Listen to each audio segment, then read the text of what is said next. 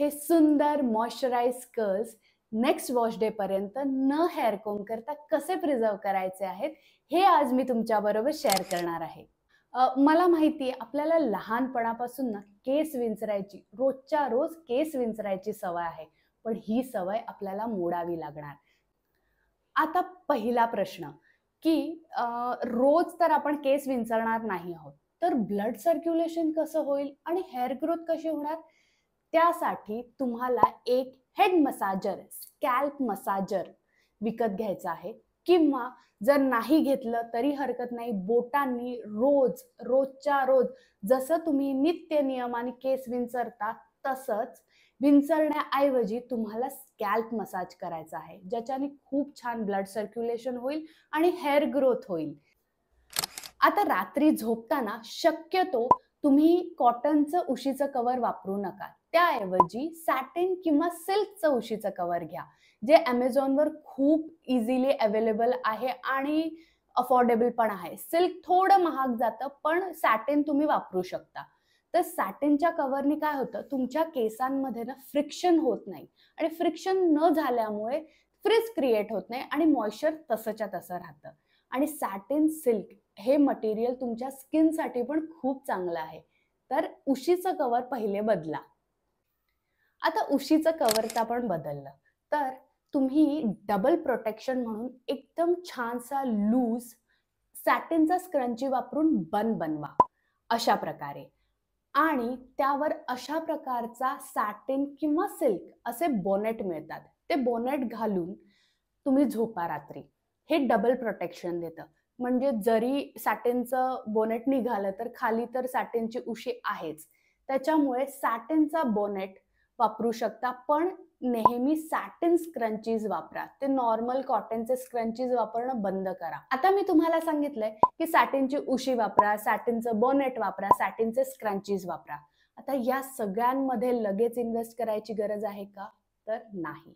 फक्त सॅटिनचे स्क्रंची घ्या आणि सॅटिनचा मोठा स्कार्फ घ्या. असा हा सॅटिनचा स्कार्फ तुम्ही बांधूही शकता आणि उशीवर ठेवून त्याच्यावर झोपूही शकता. हे 2 in 1 आहे. हळूहळू प्रोडक्ट विकत घ्या. जर तुम्हाला रिझल्ट दिसत असेल तर, तुम्हाला सॅटिन वापरून काही प्रॉब्लेम होत नसेल तर लगेच जाऊन सगळे प्रोडक्ट्स घ्यायची गरज नाहीये. इनिशियली तुम्ही फक्त सॅटिन स्क्रंची आणि सॅटिन स्कार्फ विकत घ्या. आणि नेहमी जेव्हा आपण ओले केस घेऊन बाहेर येतो, ते वाळवताना नेहमी मायक्रोफायबर टॉवेल वापरा. त्याच्याने सुद्धा फ्रीज कमी होते, म्हणजे ओल्या केसांमध्ये फ्रीज क्रिएट होत नाही. त्यामुळे मायक्रोफायबर टॉवेल वापरणं, किंवा जुना ओल्ड टी शर्ट जो होजिअरी मटेरियलचा असा सॉफ्ट असतो ना, तो टी शर्ट तुम्ही केसाला बांधून ठेवत जा. तो बेस्ट ऑप्शन आहे. पण नॉर्मल कॉटनचे टॉवेल वापरणं टाळा, त्याच्यामुळे फ्रीज वाढते. आता ही एक आहे ना खूप कॉमन कंप्लेंट आहे. जेव्हा आपण नवीन नवीन कर्ली हेअर रुटीन सुरू करतो, तेव्हा काय होतं ना, कर्ली हेअर रुटीन आता सुरू केलंय, प्रोडक्ट्स वापरायला लागले आहात, तर लगेच खूप छान रिझल्ट येत नाही. कारण आहे ना, ही हेल्दी हेअर जर्नी आहे. ही कुठल्याही सॅलॉनमध्ये केलेली ट्रीटमेंट, केमिकल ट्रीटमेंट नाही आहे की तुम्हाला इन्स्टंट रिझल्ट दिसेल. नुसतंच तुमचे कर्ल्स खूप सुंदर दिसतायत, मॉइश्चराइज दिसतायत असं नाहीये. हे फक्त दिसायला केस नाही होणार आहेत. मुळात तुमच्या केसांना एक चांगल्या गोष्टींची सवय लागणार आहे. तुमचं हेअर ग्रोथ होईल, हेअर व्हॉल्यूम वाढेल, ब्लड सर्क्युलेशन छान होईल, हेअरफॉलचा प्रॉब्लेम सॉल्व्ह होईल लॉंग टर्ममध्ये. त्याच्यामुळे या गोष्टीसाठी चांगला वेळ द्या, मगच तुम्हाला तो रिझल्ट दिसेल. नवीन नवीन सीजी मेथड फॉलो करायला लागले असाल तर केस कधी कधी लगेच फ्रिझी होतात. त्यामुळे आपण करणार आहोत रिफ्रेश. जर तुम्ही लगेच त्याच दिवशी किंवा दुसऱ्या दिवशी रिफ्रेश करत असाल तर फक्त पाण्याचा वापर करा. आता नुसतं पाण्याने का रिफ्रेश करायचं, तर ऑलरेडी आपल्या केसांमध्ये आदल्या दिवशी वापरलेले प्रोडक्ट्स असतात, तर पाणी टाकून ते आपल्याला फक्त ऍक्टिव्हेट करायचे असतात. स्प्रे मारून झाल्यावर आपल्याला अशा प्रकारे केस दोन्ही हातांनी, प्रेइंग हँड्स मेथड म्हणतात याला, अशा प्रकारे तुम्हाला पाणी अब्झॉर्ब करायचं आहे केसांमध्ये. आता जेव्हा तुम्ही दुसऱ्या किंवा तिसऱ्या दिवशी रिफ्रेश करत आहात आणि केसांमधनं पूर्ण मॉइश्चर गेलं आहे, केस ड्राय दिसत आहेत, त्यासाठी तुम्हाला स्प्रे बॉटलमध्ये थोडं पाणी घेऊन त्यामध्ये कर्ल क्रीम किंवा लिव्ह इन कंडिशनर ऍड करायचं आहे. बॉटल छान शेक करून ते पाणी आणि कर्ल क्रीम एकजीव करून घ्यायचं आहे. ते कर्ल क्रीम किंवा लिव्ह इन कंडिशनर ऍड केलेलं पाणी संपूर्ण केसांवर स्प्रे करून घ्यायचं आहे आणि प्रेइंग हँड्स मेथडनी संपूर्ण पाणी आपल्या केसात ॲब्झॉर्ब करून घ्यायचं आहे.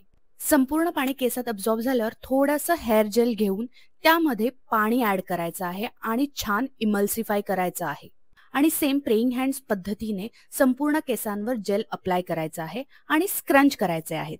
आणि आता केस वाळवताना जर तुमच्याकडे डिफ्युजर नाहीये तर हरकत नाही, कारण मी तुम्हाला दाखवणार आहे एक जुगाड. आता आपल्याला घ्यायची आहे अशा प्रकारची थोडीशी मोठी गाळणी आणि कुठलंही हेअर ड्रायर. गाळणीमध्ये अशा प्रकारे केस ठेवून खालून आपल्याला हेअर ड्रायरनी हवा मारायची आहे. त्यामुळे तुमचे केस तसेच्या तसे सुकतात आणि कर्ल डिस्टर्ब होत नाहीत. जर हेअर ड्रायरमध्ये कोल्ड शॉट नाहीये, नुसतीच गरम हवा येणार असेल तर गाळणीपासून हेअर ड्रायर थोडंसं लांब ठेवून मग ब्लो ड्राय करायचं आहे. आणि नेहमी ना केस बांधताना जेव्हा तुमचे केस असे छान ड्राय आहेत, कर्ल्स थोडेफार फ्रीज झाली आहे पण कर्ल्स आहेत, तर ते नेहमी आहे ना पायनॅपल बनमध्ये बांधून ठेवा. ह्या अशा प्रकारे तुम्ही एक क्लूज बन सॅटिनच्या स्क्रंचीनी बांधून ठेवत जा, ज्यामुळे कर्ल्स फ्रिझी होत नाहीत आणि त्याच्यामध्ये मॉइश्चर तसंच्या तसं राहतं. त्याच्यामुळे शक्यतो घरात असताना पायनॅपल बन बांधत जा. जेव्हा जेव्हा तुम्ही सोफ्यावर किंवा खुर्चीवर बसता आणि डोकं असं मागे टेकत असाल तर अशा प्रकारे सॅटिनचा स्कार्फ हे त्या मागे ठेवा आणि मग तुमचं डोकं टेकवा. आता ह्या छोट्या छोट्या गोष्टी आहेत, पण याच्यामुळे ना तुमचा रिफ्रेश करण्याचा वेळ वाचतो. परत तुमचा हेअर तुम्ही थोडासा वॉश डे पोस्टपोन करू शकतात, एक दिवस डिले करू शकता, तर ज्यामुळे ना सतत फ्रिज क्रिएट होत नाही. आणि इनिशियली जेव्हा जेव्हा तुम्ही कर्ली हेअर रुटीन स्टार्ट केलं आहे, इनिशियली हे छोट्या छोट्या गोष्टींची काळजी घेतली ना तर ते लॉंग टर्ममध्ये तुम्हाला फायदेमंद ठरतं. आता मी हे सगळं काही करत नाही, कारण ऑलरेडी माझ्या केसांना या गोष्टींची सवय झाली आहे. कारण मी गेल्या 6 वर्षापासून माझे कर्ल्स मेंटेन करत आहे. तर मला आता एवढे एफर्ट्स घ्यावे लागत नाही. पण इनिशियली पहिले वर्ष मी हे सगळं केलेलं आहे, ज्याच्यामुळे तुम्हाला माझे केस एवढे सुंदर मॉइश्चराइज कर्ल्स दिसतात. आणि हे 3 ते 4 दिवस, 3 ते 4 पण नाही, कधी कधी 5 दिवस हे असेच्या असे मॉइश्चराइज राहतात, न रिफ्रेश करता. आणि एक गोष्ट, जेव्हा आपण स्टायलर्स वापरतो म्हणजे शॅम्पू कंडिशनर झाल्यानंतर कर्ल क्रीम किंवा लिव्ह इन कंडिशनर आणि त्याच्यानंतर हेअर जेल, तर जेव्हा आपण हेअर जेल वापरतो ना, हेअर जेल वापरून झाल्यानंतर केस 100% वाळल्यानंतर ते कधी कधी आहे ना असे क्रंची, कडक, असे स्टिफ असतात. तर त्यासाठी तुम्हाला काही थेंब एकदम लाईट वेट ऑइलचे घ्यायचे आहेत. आल्मंड, मी शक्यतो आल्मंड ऑइल वापरते, तर 2 ते 3 थेंब ऑइलचे घ्यायचे आणि अशा पद्धतीने ती कास्ट, जी जेलची कास्ट क्रिएट झाली आहे केसांवर, ती ब्रेक करायची आहे. याला म्हणतात SOTC, scrunch out the crunch, कारण ते केस असे क्रंची झालेले असतात. मी माझी जेव्हा कर्ली हेअर जर्नी म्हणजेच CG मेथड जेव्हा सुरू केलेली ना, ते इनिशियली माझे केस खूप फ्रिझी व्हायचे, फ्रिझी दिसायचे. कितीही काही प्रोडक्ट्स वापरले तर ते 1-2 तासांनी 100% केस वाळल्यावरच ते खूप फ्रिझी दिसायचे. दुसऱ्या दिवशी तर असं वाटायचं अरे केस आता विंचरलेच पाहिजेत. तर त्यासाठी मला एका माझ्या गर्लफ्रेंडनी टिप दिलेली की deep condition your hair regularly. नेहमी आठवड्यातनं एकदा, 15 दिवसातनं एकदा तुम्हाला तुमचे केस हे डीप कंडिशन करायचे आहेत. आता डीप कंडिशन म्हणजे काय, तर सोप्या भाषेमध्ये, सॅलॉन लँग्वेजमध्ये हेअर स्पा. पण आता हेअर स्पा जो आपल्याला करायचा आहे तो आपल्याला घरीच करायचा आहे, कारण परवडणार नाही दर आठवड्याला, दर महिन्याला जाऊन 3-3 हजाराचा हेअर स्पा करायचा. तर तो हेअर स्पा जो आहे म्हणजेच डीप कंडिशन जे आहे, तर कुठला मास्क विकत घ्यायचं किंवा तो कसा करायचा ज्याच्यामुळे तुमचे केस खूप छान मॉइश्चराइज होतील. नेक्स्ट व्हिडिओमध्ये मी तुम्हाला सांगणार आहे की तो हेअर स्पा म्हणजेच डीप कंडिशन कसे करायचे आहे. आता तुम्हाला कुठल्याही प्रकारचे प्रश्न असतील या व्हिडिओ रिलेटेड किंवा आधीच्या व्हिडिओ रिलेटेड, कुठलेही कर्ली हेअर रिलेटेड प्रश्न पडलेले असतील की कोणतं प्रोडक्ट वापरू, सॅटिन वापरू की सिल्क वापरू, असे कोणतेही प्रश्न पडलेले असतील तर मला कमेंट बॉक्समध्ये नक्की विचारा. आणि आजचा हा व्हिडिओ तुम्हाला कसा वाटला हे प्लीज मला कमेंट बॉक्समध्ये नक्की सांगा. आणि तुम्हालाही माझ्यासारखे सुंदर मॉइश्चराइज कर्ल्स हवे असतील तर माझ्या चॅनलला नक्की लाईक, शेअर आणि सबस्क्राईब करा. आणि जाता जाता एक टिप, कोरडे केस विंचरणं बंद करा. थँक्यू.